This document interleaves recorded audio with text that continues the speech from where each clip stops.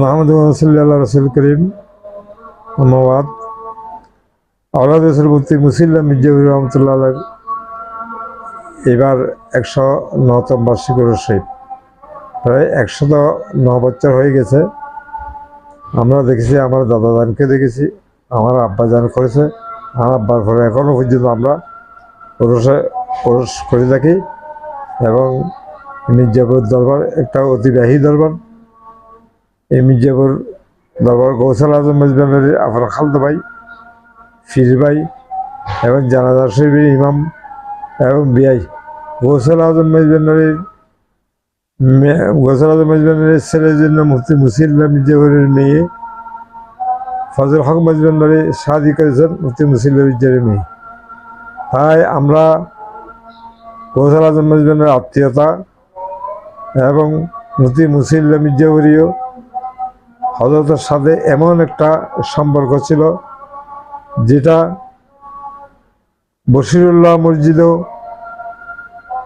হযরত গৌসাল আজম মেজবান্ডারির নামাজরত অবস্থায় মরা খাবাই দেখাচ্ছে। তখন মুফতি মুসিল্লা মির্জাপুরী রাতের 3টা বাজে নামাজ পড়তে গেছে মসজিদে, দেখছে হযরত গৌসাল আজম মেজবান্ডারি মরা খাবা করতেছে।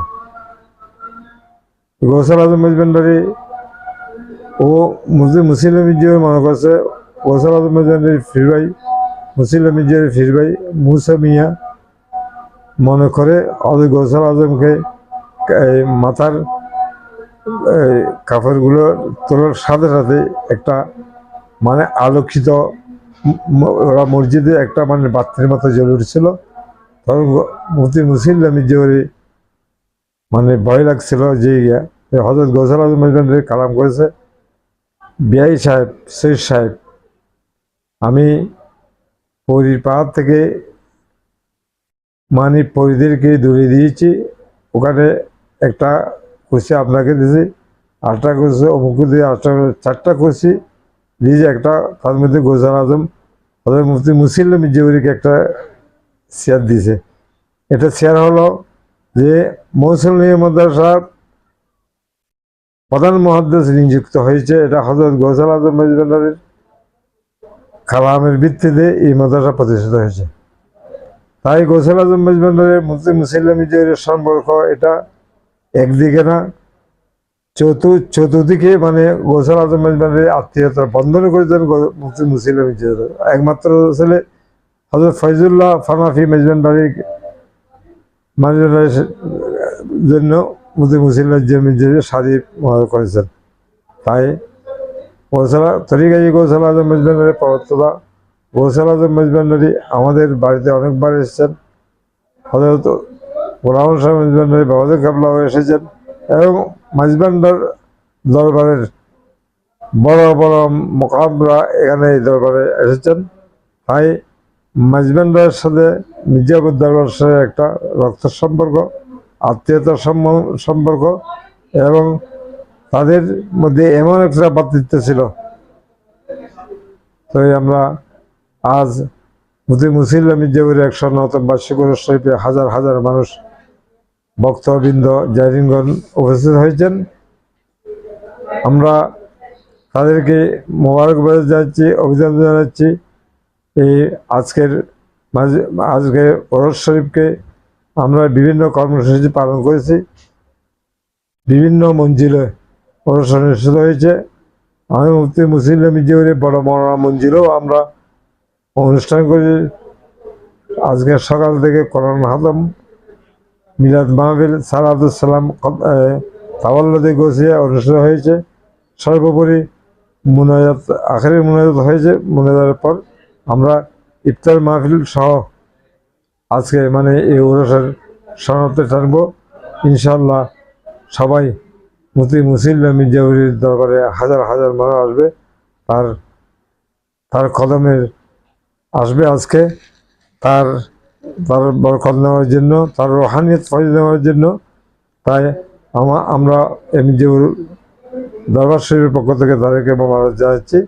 আসসালামু আলাইকুম রহমতুল্লাহ বরকাত। আচ্ছা, আর আরেকটা বিষয় নিয়ে যদি আপনার কাছে আমি একটা প্রশ্ন করতে চাই, সেই বিষয়টি নিয়ে বর্তমান যুগে দেখতেছি এখানে বিভিন্ন জায়গায় মাজার নিয়ে মাজার ভাঙচুর চলতেছে। এই ধরনের ঘটনা আপনাদের এখানে হয়েছে কিনা? আসলে আমাদের এখানে হয় নাই, কিন্তু বিভিন্ন জায়গায় মাজার অনেক মাজার ভাঙা, প্রায় ৮০-৯০টা মাজার ভাঙা হয়েছে।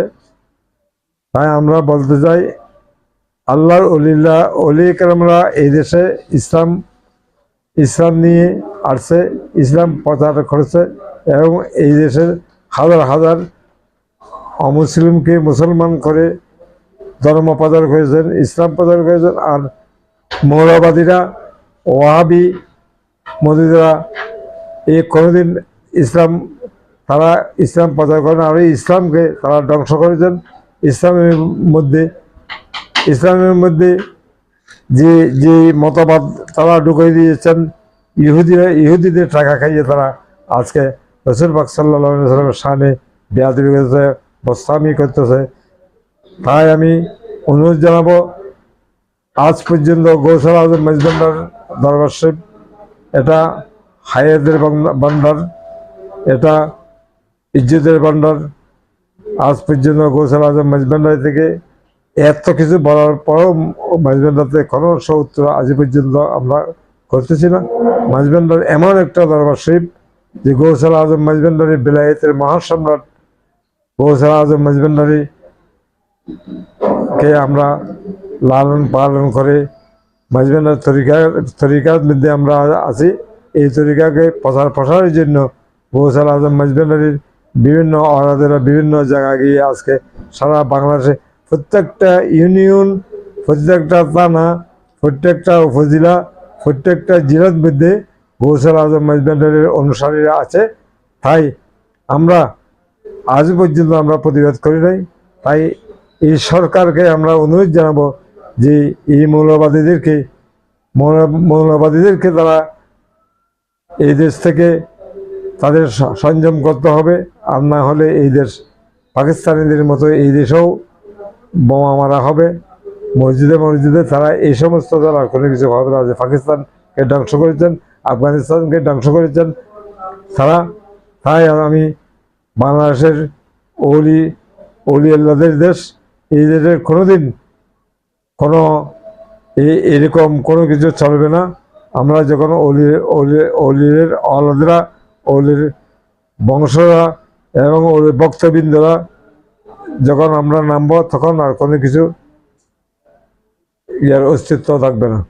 তাই আমি সরকারকে অনুরোধ জানাবো যে যারা মাজার ভাঙতেছে তাদেরকে হেস্ত করতে হবে, তাদের বিচারে আওতায় আনতে হবে, এই সমস্ত বন্ধ করতে হবে। ধন্যবাদ আপনাকে, এত সুন্দর করে আমাদের পাশে থাকার জন্য, এত সুন্দর করে আপনি বলার জন্য আমাদের দৈনিক স্বাধীন সংবাদের পক্ষ থেকে অনেক অনেক ধন্যবাদ, শুভেচ্ছা জানাচ্ছি। আসসালামু আলাইকুম। আসসালামু আলাইকুম।